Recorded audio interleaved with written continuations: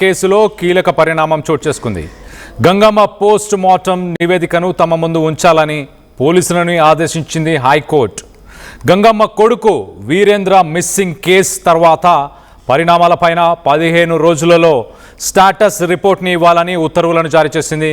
మరోపక్క గంగమ్మ కూతురుకి ప్రాణహాని ఉందన్న నేపథ్యంలో ఆమెకు తక్షణమే రక్షణ కల్పించాలంటూ పోలీసులకు ఆదేశాలను జారీ చేశారు. పోలీసు చిత్రహింసల వల్లే గంగమ్మ చనిపోయిందంటూ హైకోర్టులో పిల్ దాఖలు చేశారు. సిబిఐ విచారణ జరిపించాలి అంటూ కీలక సాక్షి అయిన దుర్గప్ప అతని వాంగ్మూలాలని ప్రస్తుతానికి నమోదు చేయాలని ఇటు పిటిషనర్ విజ్ఞప్తి చేశారు. దుర్గప్ప ఇచ్చిన స్టేట్మెంట్ దాని ప్రకారం ఒక పిటిషనర్ విజ్ఞప్తి చేస్తున్నారు, నమోదు చేయాలి ఒక కీలక సాక్షి అంటూ. అలాగే cardiac arrest, multi organ failure వల్లే గంగమ్మ చనిపోయినట్లు నివేదికలో ప్రభుత్వ న్యాయవాది పేర్కొన్నారు. ఫోరెన్సిక్ ల్యాబ్ నుంచి తుది నివేదిక వచ్చిన తరువాత మరి కోర్టు ముందు ఉంచుతామంటూ కూడా ప్రభుత్వ ప్రత్యేక న్యాయవాది తెలిపారు. మొత్తం మీద గంగమ్మ మృతదేహానికి మరొకసారి రీపోస్ట్ మార్టం నిర్వహించాలంటూ కోర్టుని కోరారు పిటిషనర్ తరఫున న్యాయవాది. కీలక సాక్షి అయిన దుర్గప్ప వైద్య నివేదికలను సీల్డ్ కవర్లో హైకోర్టుకు సమర్పించిన కర్నూలు ప్రభుత్వ ఆసుపత్రికి సంబంధించిన సూపరింటెండెంట్. మరోపక్కన విచారణను 15 రోజులకు వాయిదా వేసింది హైకోర్టు. మొత్తం మీద కర్నూలు గంగమ్మ కేసులో కీలక పరిణామం అని చెప్పుకోవాలి. మొదట కొడుకు కనిపించకుండా పోయాడు అంటూ వాళ్ళు పోలీస్ కంప్లైంట్ చేశారు.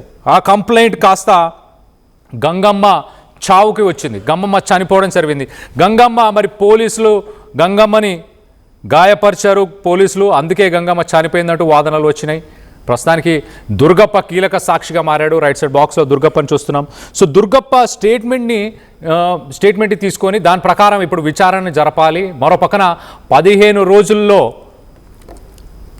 రోజుల్లో అన్ని పరిణామాలకు సంబంధించిన ఒక స్టేటస్ రిపోర్ట్ని కూడా ఇవ్వాలి అంటూ హైకోర్టు ఉత్తర్వులను జారీ చేసింది. మరోపక్కన గంగమ్మ కూతురు కూడా తనకి ప్రాణహాని ఉంది అంటూ కూడా చెప్పుకొస్తుంది.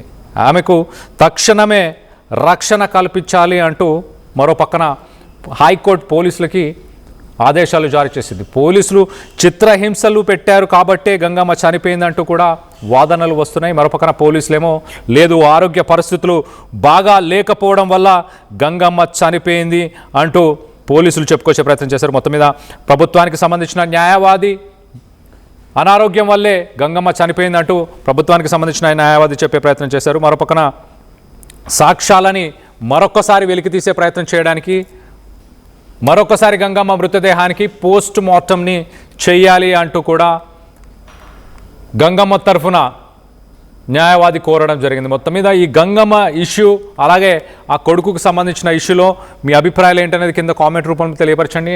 అలాగే మొదట కొడుకు కనిపించకుండా పోయాడు, దాని తర్వాత గంగమ్మ కంప్లైంట్ చేసినా దాన్ని పట్టించుకోకపోవడం, అలాగే గంగమ్మ పైననే మరి పోలీసులు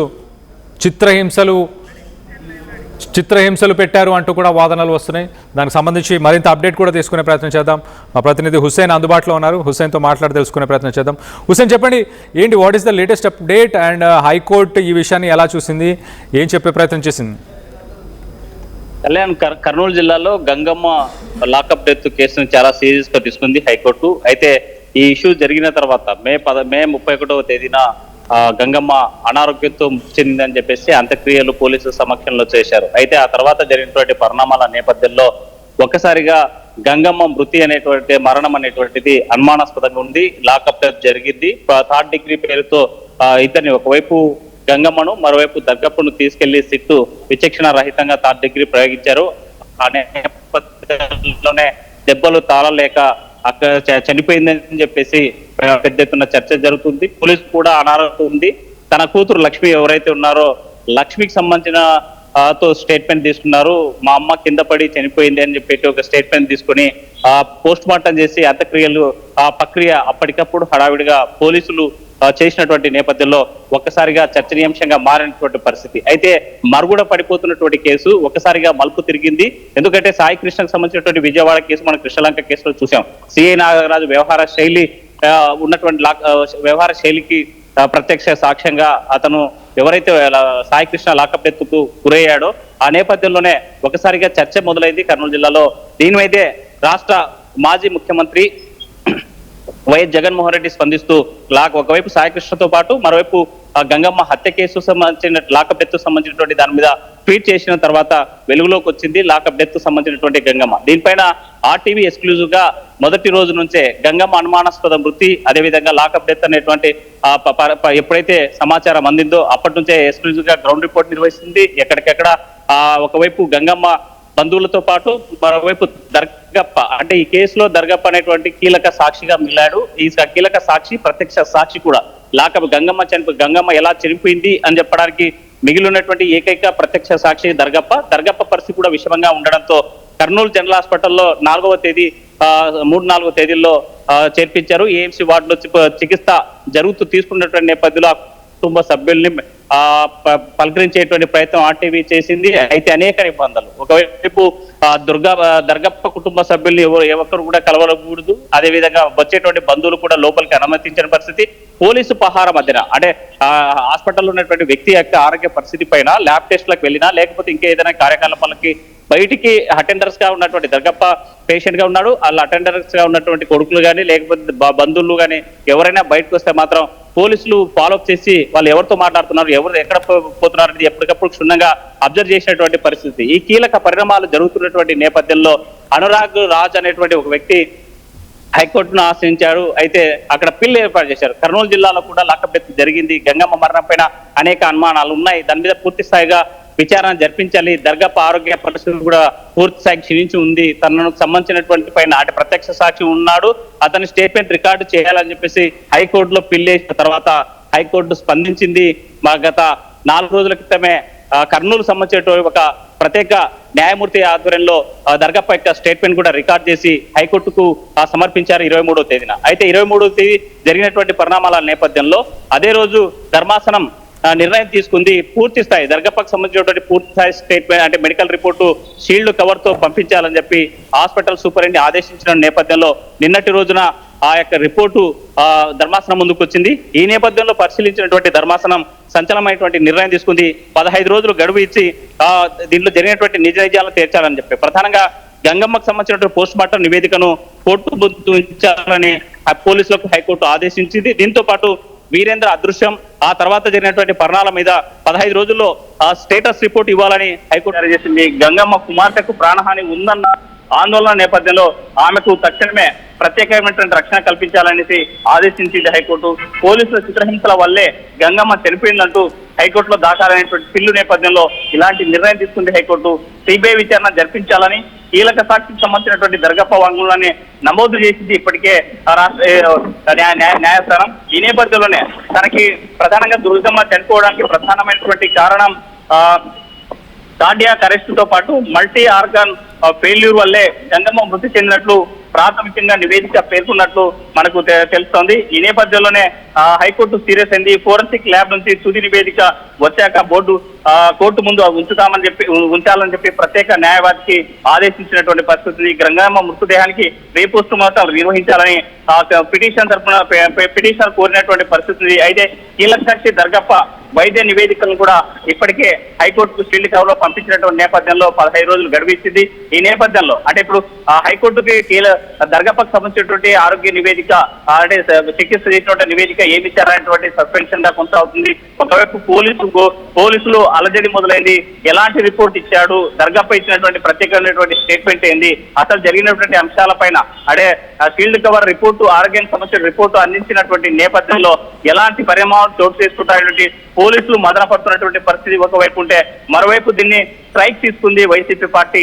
మరి మాజీ మంత్రి మేరుగ నాగార్జున ఆధ్వర్యంలో సంతనూతలపాడు ఎమ్మెల్యే సుధాకర్ తో పాటు స్థానికంగా ఉన్నటువంటి గంగమ్మ కుటుంబ సభ్యులను పరామర్శించేటువంటి ప్రయత్నం చేసింది, వాళ్ళతో మాట్లాడేటువంటి ప్రయత్నం చేసింది. అక్కడ మాట్లాడడానికి వెళ్ళినటువంటి నేపథ్యంలో లక్ష్మి ఎవరైతే గంగమ్మ కూతురు ఉందో తనకు సంబంధించిన మరో తమ్ముడు అతన్ని కూడా హైడ్ చేసి అక్కడి నుంచి పంపించారనేటువంటిది విమర్శలు వస్తున్నాయి. ఏ ఒక్కరు కూడా అంటే ఆ కుటుంబాన్ని పరామర్శించడానికి వెళ్తే మాత్రం ఏ ఒక్కరు మాట్లాడలేనటువంటి పరిస్థితి ఉంది. భయానకమైనటువంటి వాతావరణం మాత్రం ఇక బద్రీహాల్లో కనిపిస్తున్నటువంటి సిచ్యువేషన్ ఉంది. మరోవైపు దర్గాపకు సంబంధించినటువంటి కుటుంబ సభ్యులు కూడా నోరు మెదపలేనటువంటి పరిస్థితిలో ఉన్నారు.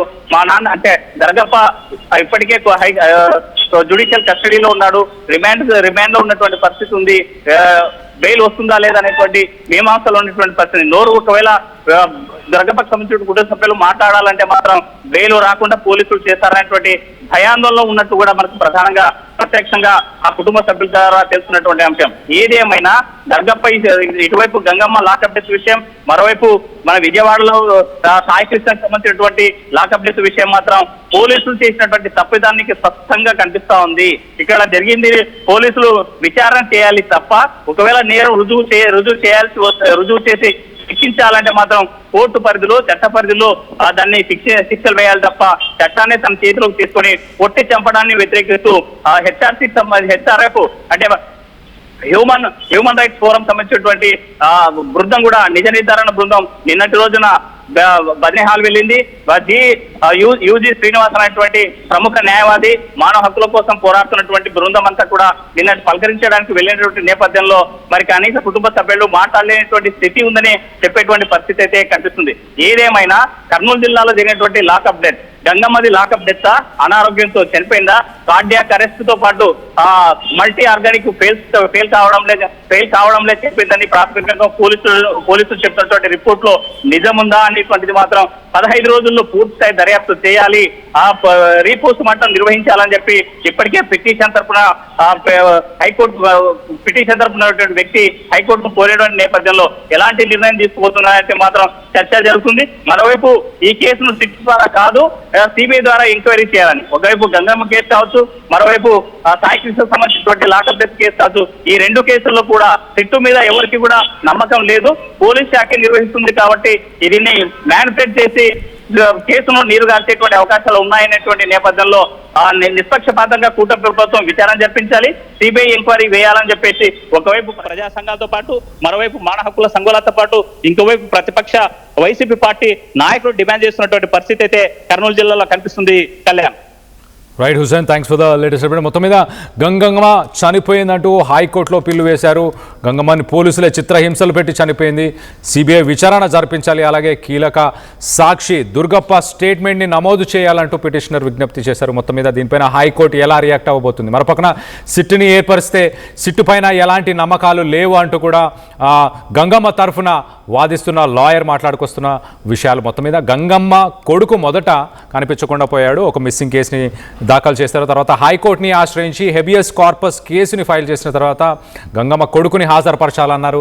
దాని తర్వాత గంగమ్మని తీసుకొని గంగమ్మ విచారణ చేశారు. గంగమ్మని ఆ సమయంలోనే మరి గంగమ్మకి చిత్రహింసలు పెట్టి గంగమ్మని చంపేశారంటూ న్యాయవాది వాదిస్తున్నారు. మరోపక్కన ప్రభుత్వం తరఫున మాట్లాడే న్యాయవాది మాత్రం ఖచ్చితంగా లేదు, గంగమ్మ తన ఆరోగ్య పరిస్థితి సరిగ్గా లేకపోవడం, అలాగే organ failure multiple organ failure వల్ల గంగమ్మ చనిపోయిందంటూ ప్రభుత్వం తరఫున ఉన్న లాయర్ చెప్పుకొస్తున్నారు. సో మొత్తం మీద ఈ కేసుకి సంబంధించి మీ అభిప్రాయాలు ఏంటి? పోలీసులు రక్షక భటుల బదులు రాక్షసుల్లాగా మారిపోతున్నారని మీరు భావిస్తున్నారా? మరోపక్కన సాయి కృష్ణకు సంబంధించిన కేసులో కూడా ఇలానే పోలీసులు ప్రవర్తించారా అన్న అనుమానాలు అయితే వ్యక్తపరుస్తున్నారు. దీనికి సంబంధించి మీ అభిప్రాయాలు ఏంటనేది కింద కామెంట్ రూపంలో తెలియపరచండి.